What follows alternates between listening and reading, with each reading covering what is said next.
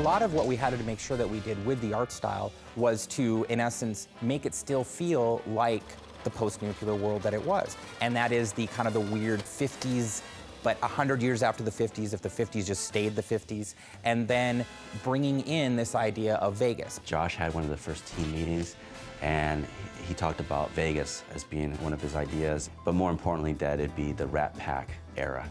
And when he said that, then I was just joyous, because it's just great aesthetics at that time. When we started the game, there were a few things aesthetically that we knew we wanted to do. We wanted to make sure that the architectural style of homes and as well as the casinos either reflected 50s style from the Vegas era, or it reflected an even earlier time, more like the settlers of the West.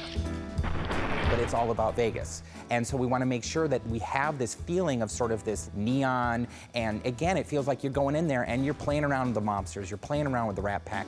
So much of Fallout is bleak. Everything's been blown up in Fallout for the most part, but the Las Vegas Strip is unique in that no nuclear weapons hit it.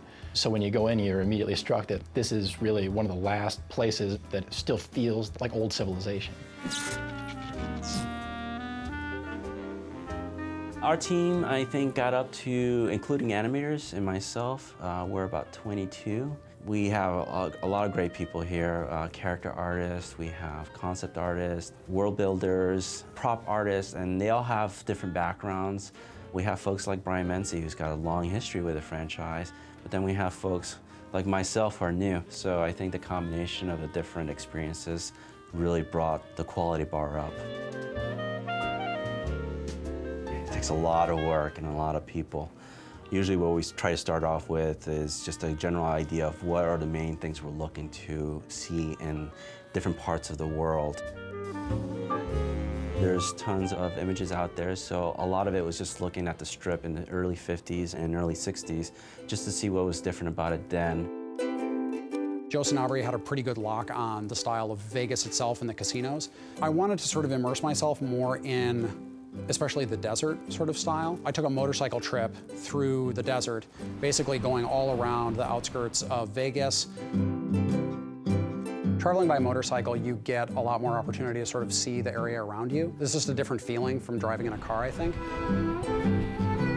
And I just went all around there and I took pictures. I sort of paid attention to the type of flora that was really distinctive. Obviously, you have Joshua trees and then certain types of cacti or wildflowers and things like that. It was basically just a nice inspiration for, you know, just the kind of feeling of being out there.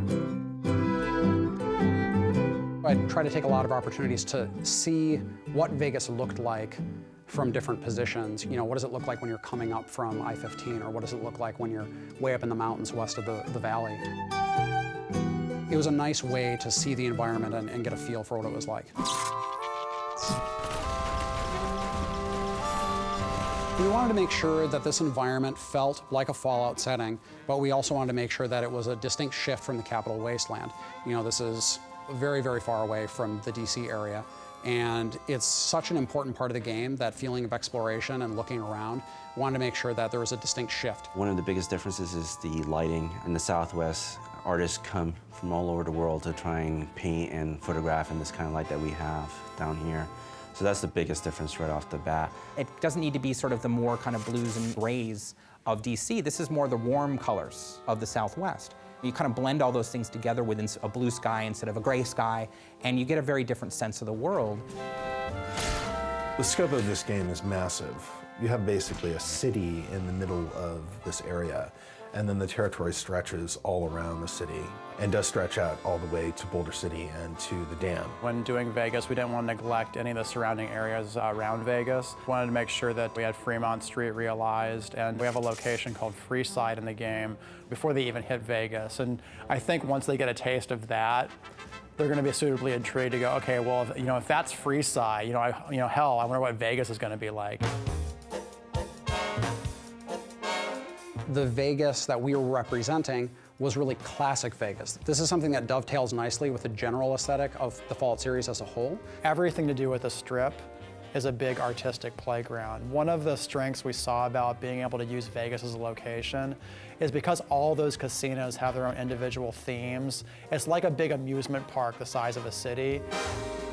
And not only do designers have a lot of fun doing quests for those areas, but artists have a fantastic time going, you know what? We can just play around with this location because that's what Vegas is all about. I was working on the designs for the individual buildings, the keystone ones, the ones that the families or factions are associated with. So Lucky 38 was the first one because it's the most prominent one.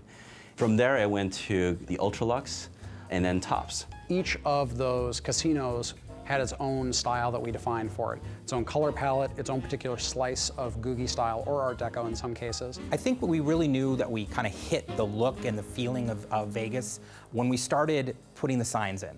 So, and I don't know why that was one of the key things, because you can have a big hotel, but it kind of doesn't feel like Vegas unless you have those giant signs. When you go into these places, they still look like things that have been rebuilt. This is still a world where people have to deal with certain material realities, and they're in the middle of the desert, pretty far away from anything else. So there's a lot of stuff that looks like it has been repaired, been remade, but it's not brand new. But then also you can see off to the sides in certain patches of the strip, you'll see just whole casinos that are just hulking ruins that are sort of blocked off. You know, that's to show again, like, you know, this place has been screwed up for about 200 years.